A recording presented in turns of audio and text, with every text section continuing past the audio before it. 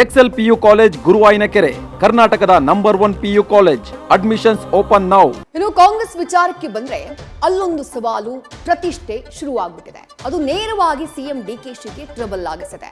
ನಿಮ್ಗೆಲ್ಲ ಗೊತ್ತಿರೋ ಹಾಗೆ ಪರಿಷತ್ ಚುನಾವಣೆ, ಸಿಎಂ ಆದಂತಹ ಡಿಕೆಶಿಗೆ ಮೊದಲ ಎಲೆಕ್ಷನ್. ಅದೇನು ಅಂತಾರಲ್ಲ, ಪ್ರಥಮ ಚುಂಬನಂ ದಂತ ಭಗ್ನಂ ಅಂತ. ಹಾಗೇನಾದ್ರೂ ಆದ್ರೆ ಏನ್ ಮಾಡೋದು? ಡಿಕೆಶಿಗೆ ಮರ್ಯಾದೆ ಪ್ರಶ್ನೆ ಬೇರೆ.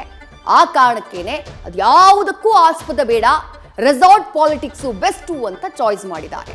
ಇನ್ನೊಂದ್ ಕಡೆ ಸಂಪುಟ ವಿಸ್ತರಣೆ, ಅದಕ್ಕೂ ಈ ಮಂತ್ ಎಂಡ್ಗೆ ಮುಹೂರ್ತ ಸಿಗಬಹುದು.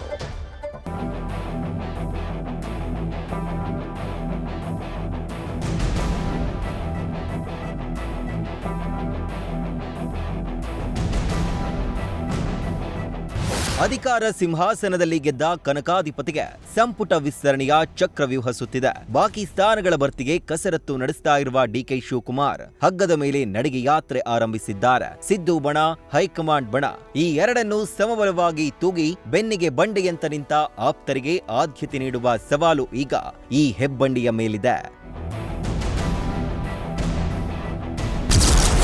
ಜೂನ್ 22ರಂದು ಡೆಲ್ಲಿ ಯಾತ್ರೆಗೆ ಸಜ್ಜಾದ ಸಿದ್ದು ಡಿಕೆಶಿ. ಬಿಕೆಎಚ್ ಪಟ್ಟಾಭಿಷೇಕ ಬೆನ್ನಲ್ಲೇ ಸಂಘಟನೆಗೆ ಚುರುಕು.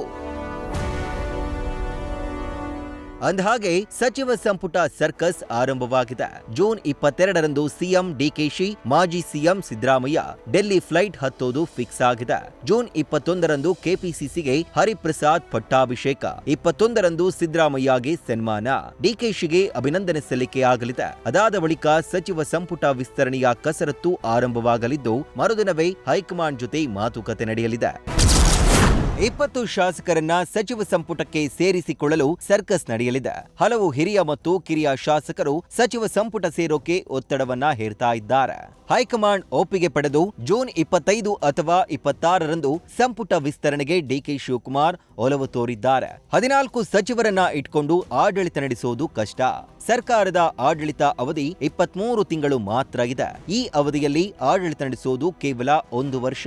ಆ ಬೆನ್ನಲ್ಲೇ ಮತ್ತೆ ಎಲೆಕ್ಷನ್ ಇಯರ್ನತ್ತ ಎಲ್ಲಾ ರಾಜಕೀಯ ಪಕ್ಷಗಳು ಮುಖ ಮಾಡಲಿವೆ. ಹೀಗಾಗಿ ಜನರ ಮನದಲ್ಲಿ ಉಳಿಯಲು ಉತ್ತಮ ಆಡಳಿತಕ್ಕಾಗಿ ಆದಷ್ಟು ಬೇಗ ಸಚಿವ ಸಂಪುಟ ವಿಸ್ತರಣೆ ಅನಿವಾರ್ಯ ಅನ್ನೋ ಸಲಹೆ ಸಿಕ್ಕಿದೆ.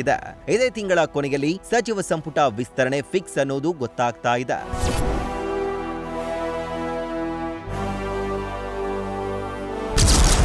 ಸಂಪುಟ ವಿಸ್ತರಣೆಗೂ ಮುನ್ನ ಸಿಎಂಗೆ ಮೇಲ್ಮನೆಯ ಸವಾಲ್. 135 ಶಾಸಕರ ಬಲದ ಕಾಂಗ್ರೆಸ್ನಿಂದ ರೆಸಾರ್ಟ್ ಪಾಲಿಟಿಕ್ಸ್. ಹಿಂದೆಗಿಂತ ಬಲಿಷ್ಠ ಪಡೆ ಹೊಂದಿರುವ ಕಾಂಗ್ರೆಸ್ಗೆ ಮೇಲ್ಮನೆ ಚಾಲೆಂಜ್ ಆಗಿದೆ. 5ನೇ ಅಭ್ಯರ್ಥಿ ಗೆಲ್ಲಿಸಲು ಪ್ರತಿಷ್ಠೆಗೆ ಬಿದ್ದ ಸಿಎಂ ಡಿಕೆಶಿಗೆ ರೆಸಾರ್ಟ್ ಪಾಲಿಟಿಕ್ಸ್ ಅನಿವಾರ್ಯ ಆಗಿಸಿದೆ. ಬಿಡದಿ ರೆಸಾರ್ಟ್ನಲ್ಲಿ ಸಿಎಂ ಡಿಕೆಶಿ ನೇತೃತ್ವದಲ್ಲಿ ಇಡೀ ಶಾಸಕಾಂಗ ಪಕ್ಷ ಬೀಡು ಬಿಟ್ಟಿದೆ. ಸಭೆಯಲ್ಲಿ ಕಾಂಗ್ರೆಸ್ ಉಸ್ತುವಾರಿ ಸುರ್ಜೇವಾಲಾ, ಸಿದ್ದರಾಮಯ್ಯ, ಹರಿಪ್ರಸಾದ್ ಜೊತೆಯಾಗಿದ್ದಾರೆ. ಡಿಕೆ ಶಿವಕುಮಾರ್ ಸಿಎಂ ಆದ ಬಳಿಕ ನಡೀತಾ ಇರುವ ಮೊದಲ ಚುನಾವಣೆ ಇದಾಗಿದ್ರಿಂದ ಆಪ್ತನನ್ನ ಶತಾಯಗತಾಯ ಗೆಲ್ಲಿಸಿಕೊಳ್ಳುವ ಬಗ್ಗೆ ರಣತಂತ್ರ ರೂಪಿಸಿದ್ದಾರೆ.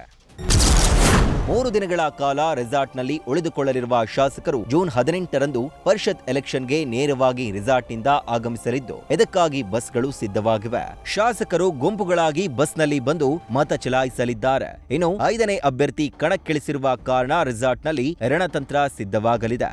ಶಾಸಕರ ಬಲಾಬಲದಂತೆ 7 ಸ್ಥಾನಗಳ ಪೈಕಿ 4 ಸ್ಥಾನಗಳನ್ನ ಕಾಂಗ್ರೆಸ್ಗೆ ಗೆಲ್ಲುವ ಅವಕಾಶವಿದೆ.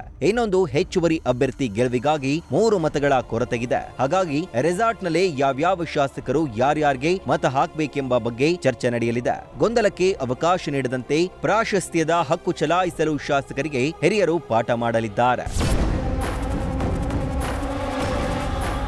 ಇನ್ನೊಂದ್ ಕಡೆ ಬಿಜೆಪಿ ಮತ್ತು ಜೆಡಿಎಸ್ ಶಾಸಕರನ್ನ ಸೆಳೆಯಲು ಸಿಎಂ ಡಿಕೆ ಶಿವಕುಮಾರ್ ಪ್ಲಾನ್ ಮಾಡಿಕೊಂಡಿದ್ದಾರೆ. ಬಿಜೆಪಿ ಉಚ್ಚಾಟಿತ ಶಾಸಕ ಎಸ್ಟಿ ಸೋಮಶೇಖರ್, ಶಿವರಾಮ್ ಹೆಬ್ಬಾರ್, ಜೆಡಿಎಸ್ನ ಜಿಟಿ ದೇವೇಗೌಡರನ್ನ ಸೆಳೆಯುವ ಲೆಕ್ಕಾಚಾರವಿದೆ.